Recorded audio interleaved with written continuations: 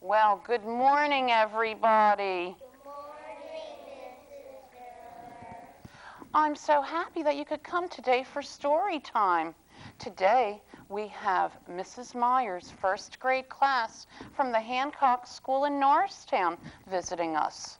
And today, we're going to do some stories from the Montgomery County Norristown Public Library. I'm Mrs. Miller, and I'm one of the children's librarians there. And we're going to share some neat stories with you. Our first one is about a little spider that you might have read about before. Did you ever hear of Anansi the Spider? No, some of you might not have. But in this book, Anansi, he's going to play a trick on some of the animals. This book is called Anansi and the Talking Melon, and it's retold by Eric A. Kimmel, and it's illustrated by Janet Stevens. Did you ever have a melon that talked to you? Yes. Some of you did, that you raised your hands. Let's see what happens in this story.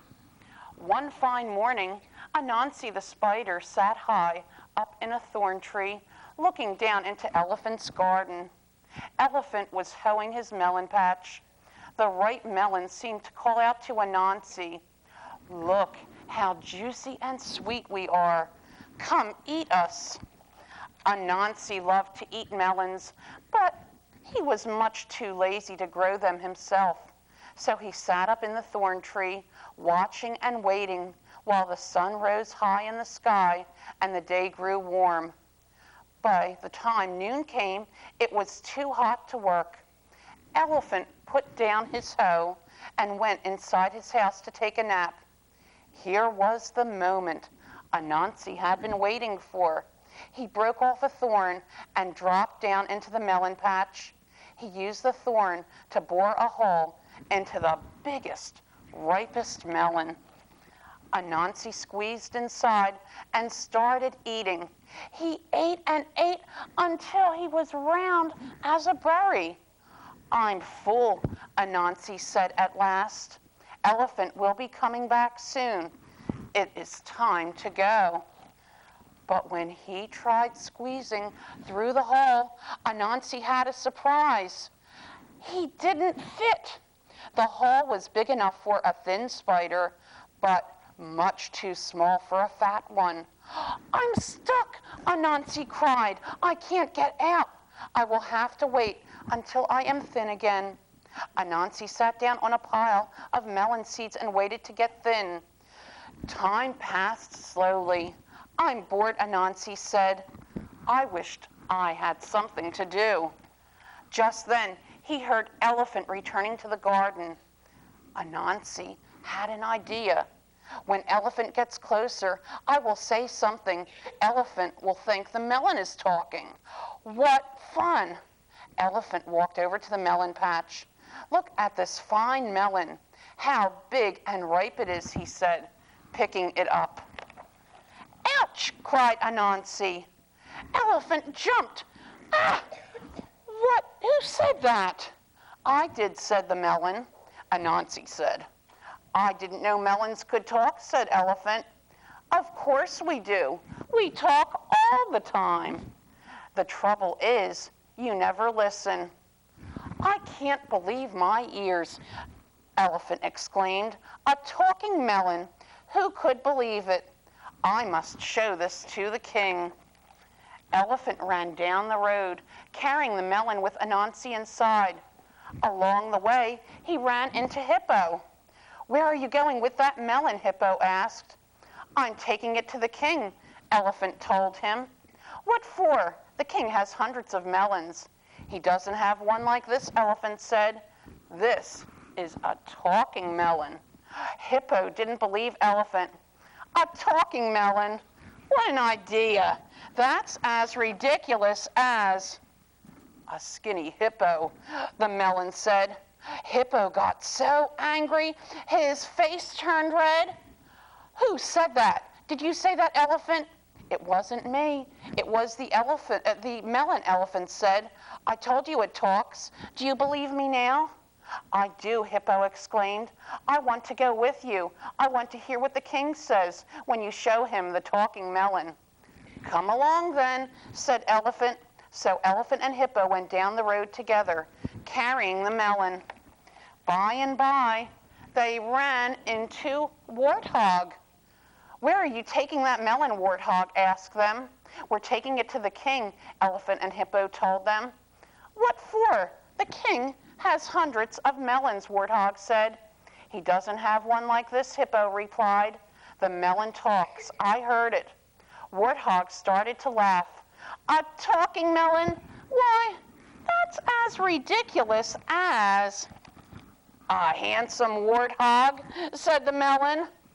Warthog got so angry, he shook all over. Who said that? Did you say that, Elephant? Did you say that, Hippo? Of course not, Hippo and Elephant told him. The melon talks. Do you believe us now? I do, cried Warthog. Let me go with you. I want to see what the king does when you show him this talking melon. So Warthog, Elephant, and Hippo went down the road together, carrying the melon. Along the way, they met Ostrich, Rhino, and Turtle. They didn't believe the melon could talk either until they heard it for themselves. They wanted to come along too. The animals came before the king. Elephant bowed low as he placed the melon at the king's feet. The king looked down. Why did you bring me a melon? He asked Elephant. I have hundreds of melons growing in my garden. You don't have one like this, Elephant said. This melon talks. A talking melon? I don't believe it. Say something, melon. The king prodded the melon with his foot. The melon said nothing. Melon, the king said in a slightly louder voice, there's no reason to be shy. Say whatever you like. I only want to hear you talk. The melon still said nothing. The king grew impatient. Melon, if you can talk, I want you to say something. I command you to speak. The melon did not make a sound. The king gave up. Oh, this is a stupid melon, he said. And then the melon spoke. Stupid, am I? Why did you say that? I'm not the one who's talking to melons. The animals had never seen the king so angry. How dare this melon insult me, he shouted. The king picked up the melon and hurled it as far as he could. The melon bounced and rolled all the way to Elephant's house. Ka-pum! It smacked into the thorn tree and burst into pieces. Anansi picked himself up from among the bits of melon rind. All the excitement had made him thin, and now that he was thin again, he was hungry. Anansi climbed the banana tree. He settled in the middle of a big bunch of bananas and started eating. Elephant returned. He went straight to the melon patch. You melons got me in trouble with the king, Elephant said. From now on, you can talk all you like. I'm not going to listen to a word you say. Good for you, Elephant, Anansi called from the bananas. We bananas should have warned you. Talking melons are nothing but trouble. And that's our first story about Anansi and the talking melon. Well, thank you very much. Our next story is about a little boy named Alvin. And he's having a birthday, and he thinks that no one has remembered. Let's see if they do remember in our book called The Preposterous Rhinoceros, or Alvin's Beastly Birthday. And it's by Robert Bender. Yes, it is a bright color, isn't it? Let's see what happens. Nobody remembered my birthday, thought Alan. Why are you so sad? Asked Mom. Oh, it's nothing, replied Alvin. Why don't you take a look outside? I thought I saw a toad driving down the road. What do you see? A toad driving down the road. I don't feel like going outside, said Alvin. But there's a rhinoceros looking quite preposterous, said Mom. What does he have on his back? Not trees. I bet they're birthday candles. A crocodile wearing a smile, and a goat wearing a polka dot coat. I don't care what's out there. I'm not going out, said Alvin. But there's a walrus trying to call us, and fish flying out of their dish, plus a bug living under a rug, and an armadillo floating on a pillow, and some turtles clearing hurdles. What's the point in going outside, protested Alvin, when nobody remembered. But there's a pig wearing a wig, said Mom, and a mouse as big as a house, and a snake eating a cake. A cake? What kind of cake? Asked Alvin. This time he got up and he looked out the door to see. A birthday cake, everyone shouted. Then they all sang happy birthday to you. And that's our next story. Well, no, that wasn't a very long one, but you know, it's nice to celebrate birthdays. And our last story is sort of a birthday story too. It's about the Large family, and you might have read about them in other books, Mr. and Mrs. Large and their children. And in this story, it's Mr. Large's birthday. But he's very, very tired when he comes home, so they're going to have a quiet night in. And that's what the book is called, A Quiet Night In by Jill Murphy. I want you all in bed early tonight, said Mrs. Large. It's Daddy's birthday, and we're going to have a quiet night in.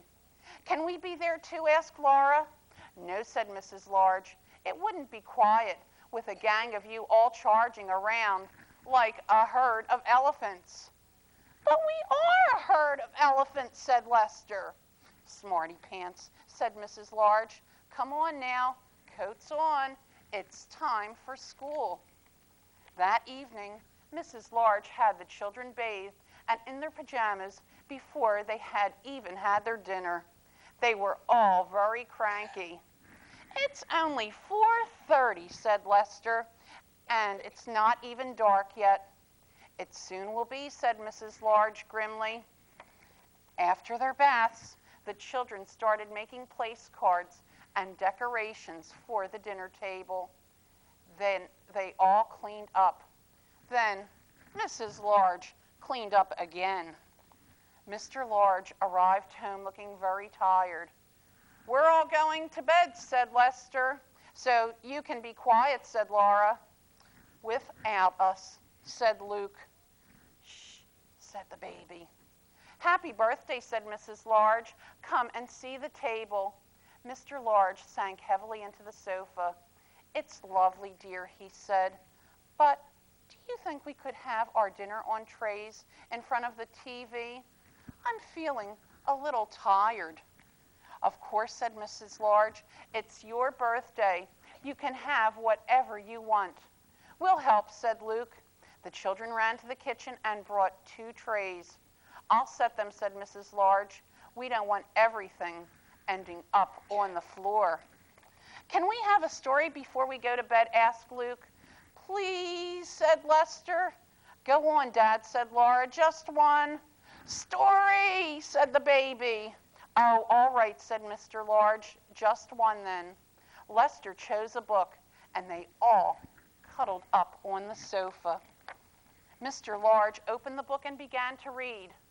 One day, Binky Bus drove out of the big garage. Hello, he called to his friend Mickey Milk Truck. I don't like that one, said Laura. It's a boy's story. Look, said Mr. Large, if you're going to argue about it, you can all go straight to bed without any story. They sat and they listened while Mr. Large read to them. After a while, he stopped. Go on, Daddy, said Luke. What happened after he bumped into Gary Garbage Truck? Did they have a fight? Asked Lester. Look, said Laura. Daddy's asleep. Shh, said the baby. Mrs. Large laughed. Poor Daddy, she said. Never mind. We'll let him snooze a little longer while I take you all up to bed. Will you just finish the story, Mom? Asked Lester. We don't know what happens in the end, said Luke. Please, said Laura. Story, said the baby. Move over then, said Mrs. Large. She picked up the book and began to read. Watch where you're going, you silly garbage truck, said Binky. Just then, Patty, the police car, came driving by. After a while, Mrs. Large stopped reading. What's that strange noise? Asked Lester. It's Mommy snoring, said Luke. Daddy's snoring too. They must be very tired, said Laura kindly. Shh, said the baby. The children crept from the sofa and got a blanket. They covered Mr. and Mrs. Large and tucked them in. We'd better put ourselves to bed, said Lester. Come on. Should we take the food up with us? Asked Luke. It is on trays. It's a pity to waste it, said Laura. I'm sure they wouldn't mind. Anyway, they wanted a quiet night in. Shh, said the baby. And those are our stories today. I'm so glad that you enjoyed them. And if you do, make sure that you come over to the Montgomery County Norristown Public Library. And next week is Children's Book Week, and we're having some great programs. So if you haven't come over, come on next week and get a library card so you can check out some of our best books. We'll see you again at the library. Thank you for coming. That